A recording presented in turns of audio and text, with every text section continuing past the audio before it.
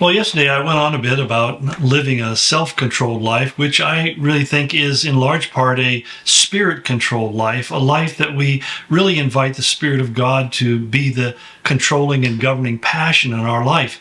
But because we are creatures who are born with a free will, God will give me the power to overcome every temptation and sin, but I have to exercise the will to utilize that power. That, as Paul said to the Corinthians, that God will always provide a way of escape, but the question is, am I going to take the way of escape? When God provides an exit and says, go this way, I can choose to say, no, I think I'll just stay here and sit it out and see what happens. And that's invariably where we find that Christians find themselves in difficult situations. And all of this, as we talked about yesterday, begins with God saying that the grace of God teaches us to say no to ungodliness, to worldly passions, to live a self-controlled life. And then he continues on to say he also teaches us to live an upright and godly lives in this present age. Now, I want to put a little focus on this present age because he's talking about the time in which you and I are living, the time which precedes the tribulation and the rapture of the church, that you and I basically are living in a fallen world, that it's a fallen world because of sin. So we would say it's a sinful world filled with sinful people. And as a result, there's a lot of sin going on all the time.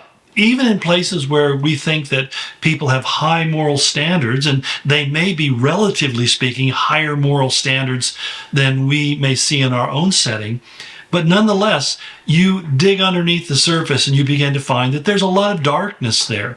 There's a lot of sin that becomes culturally acceptable and can be hidden from view, but nonetheless, it's very dark, it's very evil, it's very twisted and perverted.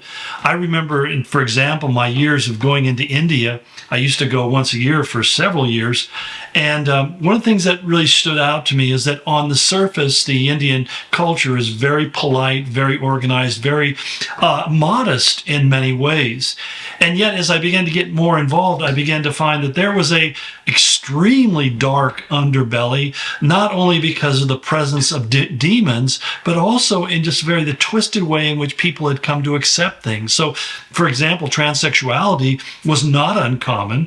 In fact, it had just become institutionalized in its own form and its own way. And so even though sexual immorality was forbidden, yet there was prostitution, there was drug addiction, there was certainly Satan worship, and a whole lot of other things that were not on the travel brochures. But let me tell you, when you begin to dig into the culture, you find that they were there in abundance. And so even though a culture may say it's wrong to be addicted to various substances, you'll find in every culture there are people who are addicted to various substances and behave poorly as a consequence, which is one of the reasons why it tells us not to abuse substances that intoxicate. But basically, the challenge is therefore to live upright and godly lives. Upright means that we can look God in the face and not be embarrassed. That we don't have to hang our head down and say, Lord, I blew it and I blew it again. But rather, when we do, we confess it and we look into the eyes of Jesus and say, Lord, forgive me. Thank you for loving me. And we go on so that we set about an agenda that my desire is to be living a godly life. Not just a good life, because a lot of people, Christians, get caught up in that, your best life now. I don't want my best life now as it's defined by the culture. I want to live my best life as it's defined by God. And that just means more than just being good or having a good life, because good is really not always the same as godly. So you can be a good person, a moral person, a person who keeps the rules and circumspect, but you also still have a black heart. You also still have a sinful heart. And living a godly life means that I set the beam of my ship towards God. I want to move towards where He is as He manifests Himself in my life. And you can't do that casually, as many people hope. There's many Christians who want to kind of have a glide and abide kind of relationship with God. Well, I'm a Christian, but I'm not one of those radical Christians who reads his Bible all the time and goes to church and tells other people about his faith. It's interesting because when people call that radical Christianity, I read my Bible and I think that's normal Christianity. So if you're calling normal Christianity radical, guess what? You may be radically wrong about your life and your Christianity, because the very basic nature of a Christian life is to be fully committed. When Jesus says in Matthew 16, every man that you have to deny yourself and pick up your cross and follow him daily. That's pretty radical by the culture or the world's view, but it's really normal for what's called being a follower of Jesus Christ. And it doesn't mean that we're going around trying to be upwardly mobile people, that we're trying to show people that we're holier than they are, because that sanctimoniousness becomes really kind of distasteful. In fact, we can easily fall into the trap of what I call sanctifying my preferences. So you'll see certain Christian groups that do stuff like that.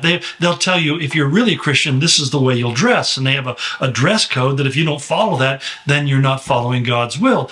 When in fact, they're just probably really not very sharp dressers, and they're very uncool. And they get stared at not because of the distinctness of their holiness, but really the oddity of their dress and their appearance. As Billy Graham put it so well many years ago, he said that we should dress as the world dresses, but just don't undress as the world undresses, so that we don't seek to be suggestive of anything. At the same time, we do recognize that we need to fit into the culture. Keep in mind, it says in Isaiah 53 that Jesus had no external appearance that would attract us to him. In other words, Jesus looked like every other Jewish man of 30 years of age in his culture. That wasn't what attracted people to him. They didn't say, wow, look at these beautiful robes. Look at this cool haircut. Look how his beard's shaved and decorated with all sorts of jewels and so forth and so on.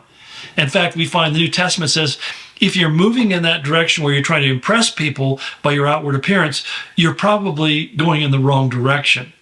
And it's such a balancing act, you know? I mean, it's like, I had a friend of mine said, you never want to underdress when you're going to speak at a church. And so whenever I'm speaking at my church or somebody else's church, I really try to figure out, okay, what is the dress code for that church, in the sense that I don't want to have them looking at me and wondering why I'm so poorly dressed, or looking at me why I'm so overly dressed. I just want them to look at me as fitting in with them. And so that's why you'll find in my church that I'm wearing a shirt and jeans, and a lot of times sneakers, because that's the way the people in my congregation tend to dress.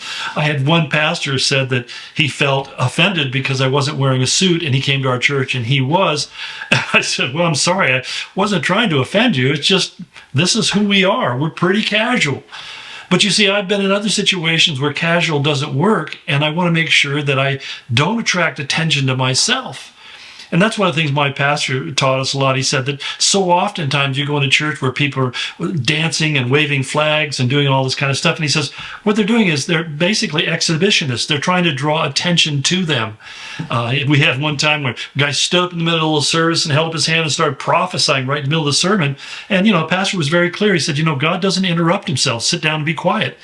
And because he couldn't figure out how to do that, we had the pastors had to come and help him leave the room. But the whole point was, it was all about drawing attention to himself. See how spiritual I am. And that's something that we don't want to do. We want to be ordinary people. We want to be people who are honest about our struggles, our battles, our foibles, our weaknesses. The only thing that makes us different is I'm trying to follow the Lord the best I can. And I know I'll never be a perfect example of that. But if you look at a person's life over the years, people look at it and saying, he's had some ups and downs, but he's continued to seek God all his life. He's gotten off base sometimes, maybe made some mistakes, but he's continuing to follow God every day of his or her life. That's who you want to be. You're going to stumble, you're going to fall, you're going to make mistakes, you're going to get it wrong. But basically, where people are saying we want to live lives that are right with God, upright with God, lives that are focused on seeking God, that God and his pleasure and his will is a target of our life. And we realize that that's going to be a struggle in this present age because we live in a broken and sinful world. Well, we'll continue on as the passage continues on tomorrow, picking up in verse 13. Thank you for hanging out.